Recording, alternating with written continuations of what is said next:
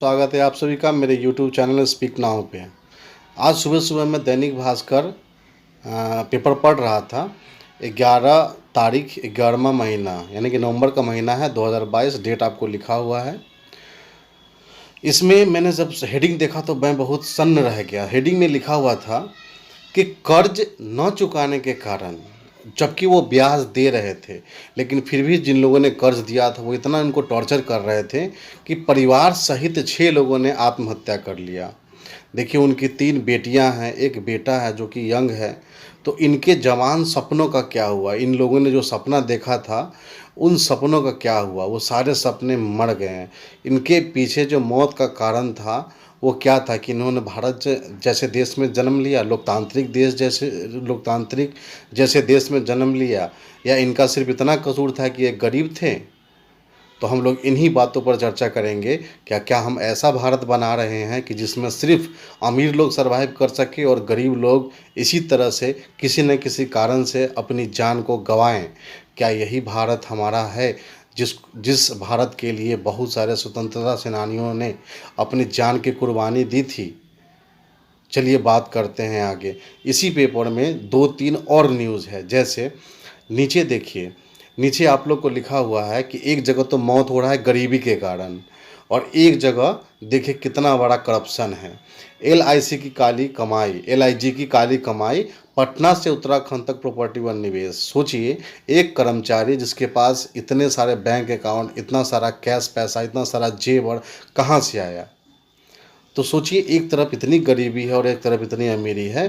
तो ऐसा नहीं लगता है कि हमारा जो देश है वो 2 टुकड़ों में बट गया है इकोनॉमिकल आधार पे? एक तरफ अमीर भारत और एक तरफ गरीब भारत, और गरीब और अमीर के बीच खाई ये दिन प्रतिदिन गहरी होती चली जा रही है। आपको नहीं लगता है? एक और खबर है इसमें, कस्टम ने पकड़ा एयरपोर्ट पर 1.5 किलो सोना। अब देखिए, 1.5 किलो सोना पकड़ा तो कुछ ऐसे तरीके से लोग पैसा कमा रहे हैं। अब क्या होगा? कुछ दिन एसआईटी बैठेगी, कुछ कार्रवाई होगा और इन दोनों को फिर इन लोग को मतलब बरी कर दिया जाएगा, छोड़ दिया जाएगा, पैसे के दम पे लोग छूट जाएंगे। ठीक है, लेकिन इन लोगों का जो हत्यारे लोग हैं वो भी क्या होगा, कुछ दिन बाद खुले घूमेंगे। आता है कि इस देश का प्रशासन, इस देश का न्यायालय, इस देश का चुनाव आयोग, ये सारे एक कठपुतली की तरह क्यों काम कर रहे हैं? इस देश का मीडिया भी कठपुतली की तरह क्यों काम कर रहा है? मैं यहाँ आपको जानकारी नहीं देने के लिए आया हूँ, क्योंकि जानकारी के बहुत सारे चैनल हैं, ज्ञान प्राप्त करने के बहुत सारे चैनल हैं, इन्फॉर्मेशन के बहुत सारे चैनल हैं, एंटरटेनमेंट के बहुत सारे चैनल हैं। मैं एक आम नागरिक की तरह सवाल पूछना चाहता हूँ इस समाज से, इस देश के चलाने वाले नेताओं से। ठीक है, एक तरफ गरीबी है और एक तरफ लूट खसोट है। आखिर ये असमानता क्यों है? तो चलिए हम कुछ आंकड़ों का बात करते हैं, कुछ ऐसे तथ्य का बात करते हैं जो तथ्य जो है हम लोग से ये समझ में आएगा कि आज़ादी के बाद जो भारत का विकास किस आधार पे कैसे हुआ, कहाँ तक हुआ। आज़ादी के बाद हमारा देश बहुत सारी समस्याओं से गुजर रहा था, ये सच है। लेकिन उसी 1948 में भी चाइना आज़ाद हुआ था, ये भी बात सच है। आज़ादी का जितना साल हमारा हुआ उतना उनका भी हुआ, ये भी बात सच है। लेकिन चाइना आज कहाँ पहुँच गया और हम कहाँ रह गए, इसको समझने की ज़रूरत है। आखिर वो कौन कौन से कारण हैं जो इंडिया बढ़ नहीं पाया आगे, किन प्रॉब्लम में उलझ के रह गया? तो मैंने कुछ अपने अनुसार कुछ निकाला है कि इंडिया क्यों नहीं बढ़ पाया, उसको हम समझते हैं। सबसे पहला बात, ये जो टॉपिक है, ये जो आपको हेडिंग दिया हुआ करप्शन इन इंडिया, तो मैंने पहले ही बताया है कि 2 इंडिया का निर्माण हो रहा है। एक तरफ है गरीब इंडिया और एक तरफ है अमीर इंडिया। 2021 के अनुसार करप्शन में सबसे ज़्यादा करप्ट कंट्री में अगर 196 देश का सूची अगर लेते हैं तो उसमें जो 85वां यानी कि 180 देशों में, 180 देशों में से भारत का स्थान 85वां है, 85th है। सोच के देखिए कि हम लोग कितने ज़्यादा करप्ट हैं। अब सरकार करप्शन करे या नौकरशाह करप्शन करे, करप्शन तो हो रहा है, या जनता करप्शन करे।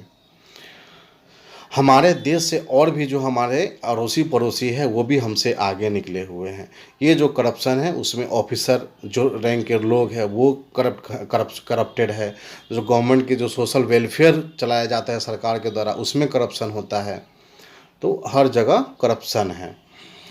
तो कहने का मतलब है कि इसमें यही बता रहा है कि जो हमारा 2021 के अनुसार जो रैंक है वो 85वां है, यानी नीचे से हम लोग मतलब फर्स्ट कर रहे हैं, कहने का मतलब ये हुआ। ठीक है, फिर आगे देखते हैं। अब प्रोफेसर विवेक डेब्रॉय और लाबियस भंडारी ने क्लेम क्या किया है कि पूरा अगर करप्शन का मनी को अमाउंट कर दिया जाए तो 921 बिलियन यूएसडी डॉलर होता है। ठीक है, यानी कि अगर उसको हम रुपए में बात करेंगे तो 7 अरब 427 करोड़ 189,780 रुपया ये करप्शन इतना का पैसा। फिर से रुपया सुन लीजिए, 7 अरब 424 करोड़ 189,780 रुपया, इतना पैसा करप्शन का है। अगर इतना ही पैसा करप्शन का इकट्ठा करके और जो 23 मिलियन लोग गरीब हैं उनके अकाउंट में अगर ट्रांसफ़र भी कर दिया जाए तो भी देश में बहुत हद तक गरीबी को ख़त्म किया जा सकता है। संयुक्त राज्य ने रिपोर्ट में कहा कि भारत 2015 के बाद अगले 15 के बाद अगर 15 साल जोड़िएगा उसमें तो 30 हो जाएगा। तो भारत में गरीबी भले ही कम हुआ है, 41.5 करोड़ लोग गरीबी से बाहर निकले हैं, लेकिन उसी रिपोर्ट में ये भी बताया गया है कि आज भी भारत में 23 करोड़ लोग गरीबी रेखा के नीचे हैं।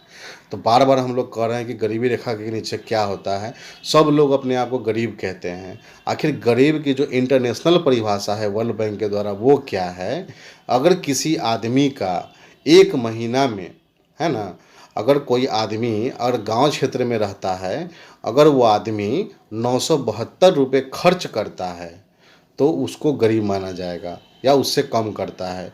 वह आदमी जो शहर में रहता है वो अगर 1407 रुपया यानी 1,007 रुपया खर्च करता है तो उसको गरीबी रेखा के नीचे माना जाता है। अरे भाई, ये इस तरह का परिभाषा है, ये तो आपको इसके हिसाब से इतने लोग गरीब है।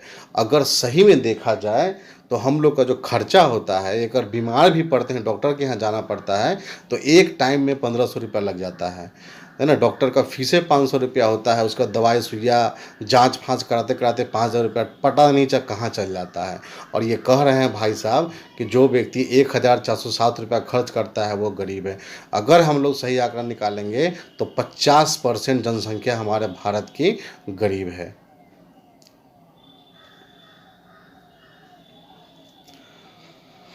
अब गरीबी को दूर करने में सक्षम देश हमारा पड़ोसी देश चाइना है ना, टक्कर में हमेशा रहता है।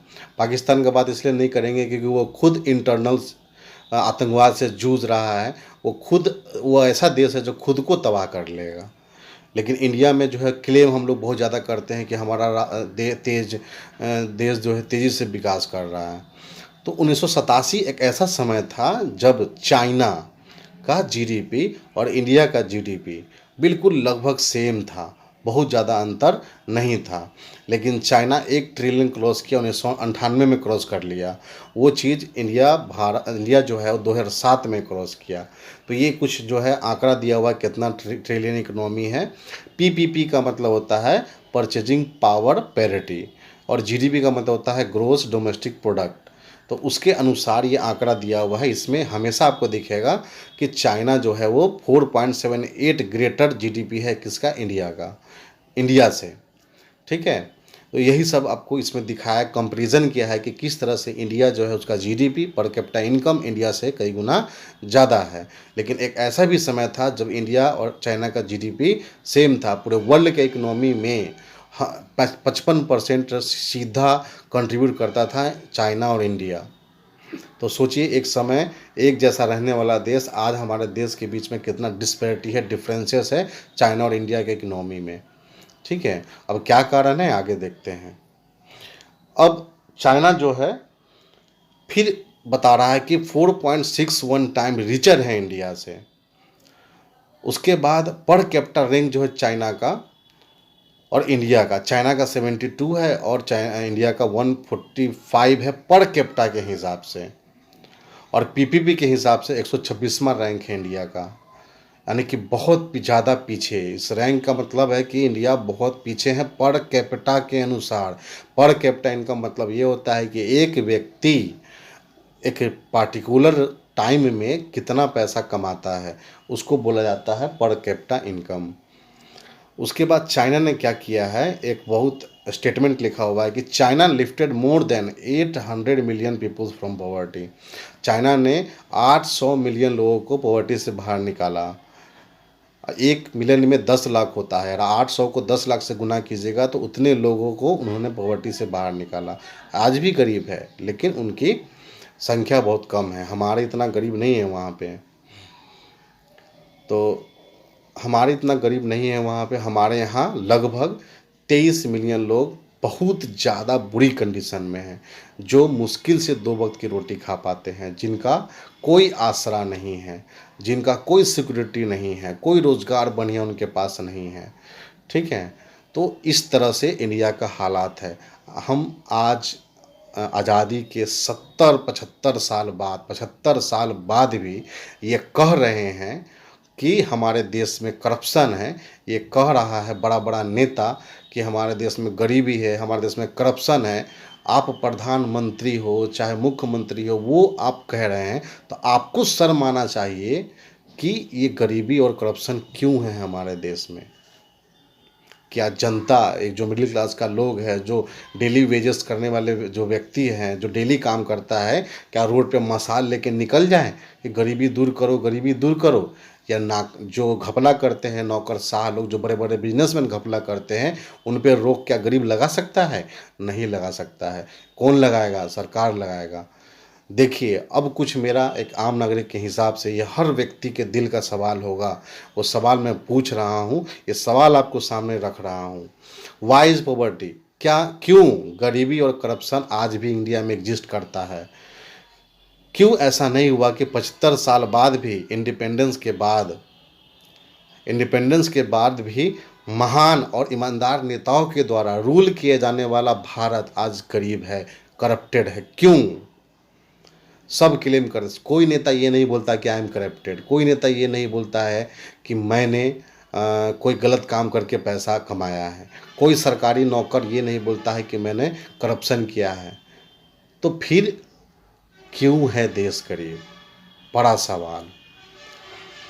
अब एक और क्वेश्चन है, then who will save our country from corruption and poverty? तो इस गरीबी और करप्शन से इस देश को मुक्त कौन करेगा? ये सवाल है। कमेंट में ज़रूर बताइएगा इसका जवाब। तब आपके जवाब से हम लोग तय करेंगे कि आखिर ये कदम कौन उठाएगा, इस किसको उठाना चाहिए, इन सब का जिम्मेदार कौन है। आखिर ये जो मौतें होती है गरीबी के कारण, बेबसी के कारण, तो वो मौतें कैसे रोकी जाए, गरीबी और करप्शन कैसे दूर किया जाए। ये बढ़ता हुआ भारत हम नहीं देख सकते। ये बढ़ता हुआ भारत जो अमीर और गरीब में बंट रहा है, उसे न बंटने के लिए क्या करना चाहिए, ज़रूर बताइए कमेंट में। बातचीत में आज इतना ही। फिर हम लोग अगले टॉपिक में, अगले दिन अगले टॉपिक में उपस्थित होंगे आप लोग के सामने, फिर एक ऐसे मुद्दे पर जो एक आम सवाल है एक आम नागरिक का, और इस सवाल पे विचार विमर्श करने के लिए बहुत ज़रूरी है। बेरोजगारी, गरीबी, भुखमरी, असाक्षरता, हेल्थ सिस्टम, ये सारे पिलर्स होते हैं किसी भी देश के तरक्की के लिए, और जब तक ये मजबूत नहीं होगा कोई भी देश डेवलप नहीं होगा। तो आज हमें, आज के युवाओं को विचार करने की ज़रूरत है, थोड़ा ठहर कर सोचने की ज़रूरत है। क्या हमने ऐसे लोगों को राजगद्दी पर बैठाना शुरू कर दिया है जो बस लूट और खसोट जानते हैं? कोई ऐसा नेता नहीं है जो निस्वार्थ होकर के भारत माता की सेवा करे और भारत माता के मुकुट पर सोने का मुकुट पहनाए। जय हिंद, जय भारत। फिर मिलेंगे अगले वीडियो में। सभी का धन्यवाद।